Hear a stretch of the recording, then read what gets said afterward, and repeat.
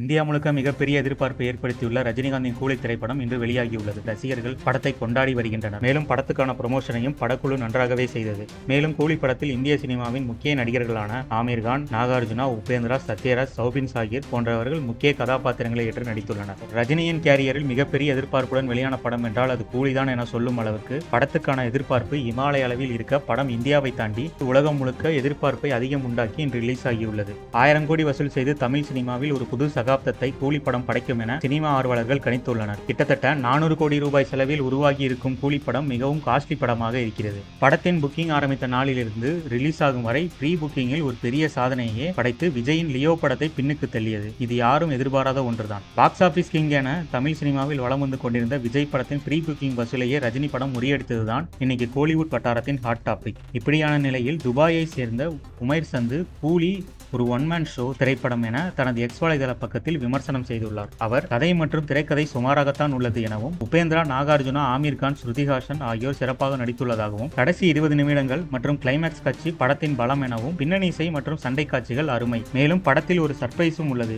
மொத்தத்தில் இது ரஜினி ரசிகர்களுக்கு பைசா வசூல் மாஸ் படம் பாருங்கள் என்று சந்து தனது எக்ஸ் வலைதள பக்கத்தில் குறிப்பிட்டுள்ளார். ஆனால் இவர் உண்மையை தான் பேசுகிறார் என ஆராய்ந்து பார்த்தால் இவர் தக்லைஃப் படத்திற்கு பாசிட்டிவ் ரிவ்யூ கொடுத்தார். ஆனால் படம் ஃபிளாப் ஆகிவிட்டது. இவர் படம் பார்க்காமலே ரிவ்யூ சொல்கிறார் என பலரும் இவர் மீது குற்றச்சாட்டை முன்வைக்கின்றனர்.